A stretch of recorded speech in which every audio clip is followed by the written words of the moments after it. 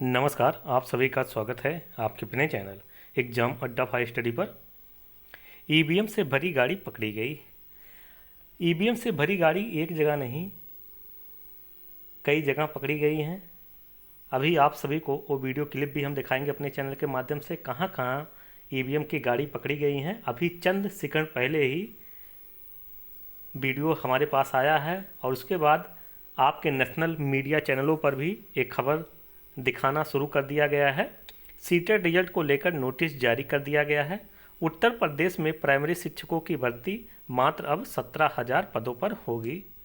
6800 छात्रों को नियुक्ति देने की तैयारी आखिरकार कब तक कर रहा है पीएनपी। इन सभी खबरों के बारे में इस वीडियो के माध्यम से आप सभी को जानकारी मिलने वाली है।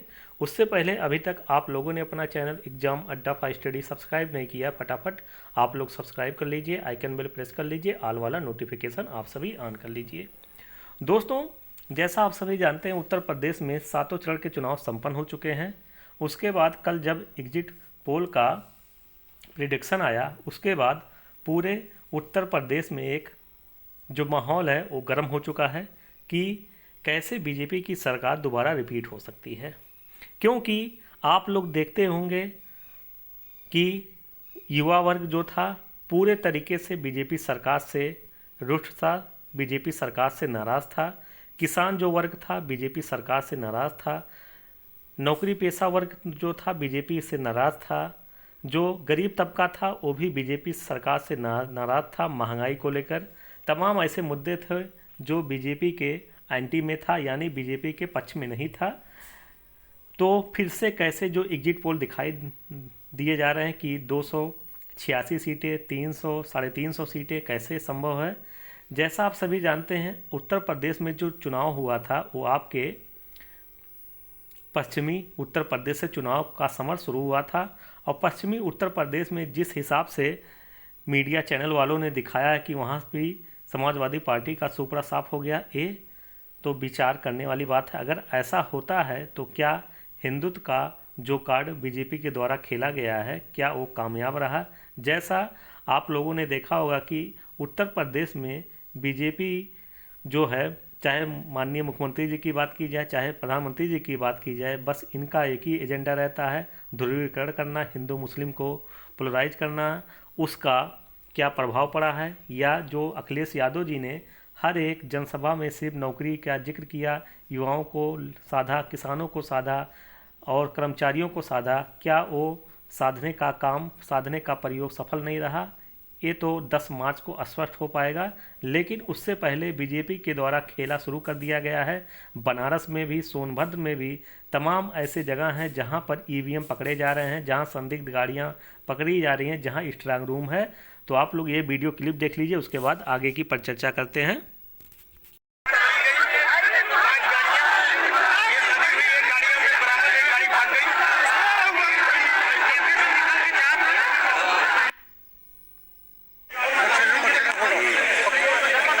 दोस्तों, ये दूसरी वीडियो क्लिप है, देखिए किस तरीके से चोरी करने का काम किया जा रहा है। ईवीएम किस तरीके से चुनाव का जो परिणाम है उसको प्रभावित करने का काम किया जा रहा है।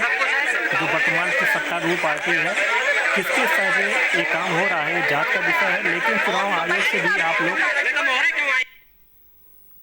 निष्पक्ष जांच की आशा नहीं कर सकते हैं। जैसा आप सभी जानते होंगे, उत्तर प्रदेश में तमाम जो 7 चरण हुआ है, तमाम जो विपक्षी पार्टियां हैं, वहाँ के चुनाव जो अधिकारी हैं यानी डीएम के विरुद्ध कार्रवाई की मांग किए, लेकिन चुनाव आयोग ने उस पर कोई भी संज्ञान नहीं लिया। तो पूरा जो उत्तर प्रदेश में चुनाव का रिजल्ट आएगा उसका कुछ नहीं कहा जा सकता, वो राम भरोसे है पूरे तरीके से।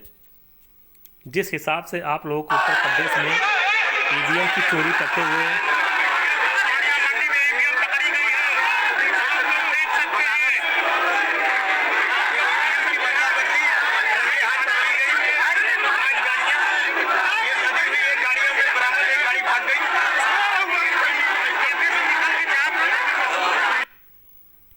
इससे एक बात और स्पष्ट होता है कि जो एग्जिट पोल आपके मीडिया चैनलों में दिखाए जा रहे हैं, अगर उस एग्जिट पोल पर विश्वास भी कर लिया जाए, उसके बाद आखिर में ये जो हो हल्ला यानी जो चोरी हो रही है किस लिए हो रही है, यानी जो एग्जिट पोल में दिखाया जा रहा है, एग्जिट पोल के शाह में ये चोरी करने का काम एजेंडा तय किया गया या कुछ और है। ये जांच का विषय है, दूध का दूध पानी का पानी होना चाहिए। 10 तारीख को जो भी आप लोग एग्जिट पोल देख रहे होंगे वो धरा का धरा रह जाएगा। यहाँ पर रिजल्ट कुछ दूसरा आने जा रहा है, हम भी कह रहे हैं और आप भी शायद विश्वास करते होंगे। बात करते हैं सीटेट रिजल्ट को लेकर। तो सीटेट का रिजल्ट अब होली के बाद ही आना प्रस्तावित हो चुका है। जैसा आज हमने सीबीएसई में बात किया, CBSE board CTET exam conduct कराती है, तो वहाँ के अधिकारियों से बात करने पता चला कि अब जो रिजल्ट है वो आपके होली के बाद ही आना तय है। तो आप लोग घबराइए मत। तमाम जो ऊहापोह की स्थिति बनी हुई है पूरे इंडिया में, तो आप लोग घबराइए मत। सीटेट का जो रिजल्ट है वो आप सभी के समक्ष होली के बाद ही आएगा। अब बात करते हैं उत्तर प्रदेश में नई प्राइमरी शिक्षक भर्ती को लेकर। जैसा आप सभी जानते हैं कि अगर वर्तमान की जो सत्तारूढ़ पार्टी है बीजेपी, अगर सत्ता में फिर से आती है तो आप लोग 97,000 नई प्राइमरी शिक्षक भर्ती भूल जाइएगा। यहाँ तक मैं कह रहा हूँ कि आप लोग 17,000 भी प्राइमरी शिक्षक भर्ती भूल जाइएगा। अगर 17,000 प्राइमरी शिक्षक भर्ती दे देती है तो ये आपका किस्मत होगा, क्योंकि वर्तमान की जो सरकार है, अगर आप लोगों को चुनावी समय में, चुनावी वर्ष में नई प्राइमरी शिक्षक भर्ती नहीं दे सकती है तो आप और हम कैसे कह सकते हैं कि सत्ता में आने के बाद तुरंत आप सभी के समक्ष 17,000 पद हो या 51,000 या 97,000 पदों पर भर्ती दे सकती है। अगर आपके जो सत्तारूढ़ पार्टी अगर सत्ता में आती है तो 2023 लास्ट ही आप लोग आशा कर सकते हैं कि कोई भी नई प्राइमरी शिक्षक भर्ती आएगी, क्योंकि 2023 में 2024 में केंद्र सरकार का चुनाव होने वाला है। आपको साधने का काम किया जाएगा, आपके वोट लेने का काम किया जाएगा, इसीलिए भर्तियों को बचा कर रखा जाएगा। उसके बाद वहाँ पर पिटारा खोला जाएगा। जो मैं कह रहा हूँ पूरे तरीके से आश्वस्त कह रहा हूँ और आप लोगों को भी आश्वस्त कर देना चाहता हूँ कि जो आपके अपने चैनल के माध्यम से बताया जाता है एकदम सटीक खबर बताई जाती है। अगर सत्ता परिवर्तन होता है तो आप लोग आशा कर सकते हैं कि 2022 लास्ट तक आपके समक्ष नई प्राइमरी शिक्षक भर्ती हो या कोई भी नई भर्ती हो आपके समक्ष आ जाएंगी। लेकिन जब यही सत्ता रहती है तो आप लोग इस साल कोई भी भर्ती आप लोग भूल जाइएगा कि कोई भी भर्ती, कोई भी परीक्षा कंडक्ट होने वाली है। अब बात की जाए 6800 छात्रों के मामले में जो चौथी काउंसिलिंग लिस्ट आई है, उसके बाद सबसे बड़ा तो सवाल यही है कि मामला कोर्ट में लटका हुआ है। आखिरकार 6800 छात्रों को नियुक्ति कब मिलेगी, कब उन परिवारों को रोशन होगा।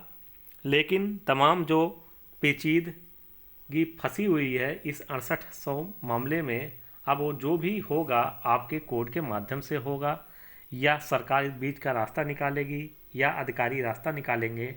अब ये देखना काफ़ी दिलचस्प हो चुका है, क्योंकि आप लोगों ने आज देखा होगा 68,500 में भी 5% आरक्षण देने के लिए राष्ट्रीय पिछड़ा वर्ग आयोग ने उत्तर प्रदेश के अधिकारियों को कहा है, शिक्षा विभाग के, कि आप लोग 5% आरक्षण दीजिए। अब 69,000 शिक्षक भर्ती की बारी है। यहाँ पर तो सीटों का जो घपला हुआ है लगभग 19,000 सीटों का घपला हुआ है। उसके बावजूद भी सरकार टस से मस नहीं हुई। 6 जनवरी को आप लोगों को नियुक्ति पत्र मिलने वाली थी, लेकिन नियुक्ति पत्र आज तक नहीं मिली है।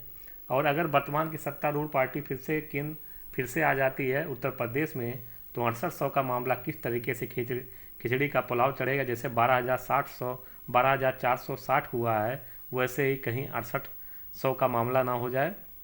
हम तो भगवान से प्रे करेंगे कि 12,460 वाला जो मामला है वो आपके समक्ष ना आए, 6800 की लिस्ट साकुशल संपन्न हो जाए। हम तो भगवान से ही प्रे करेंगे। कहीं ऐसा होता है तो आप लोग खुद इसके जिम्मेदार होंगे, मुझे कुछ आगे बताने की ज़रूरत नहीं है।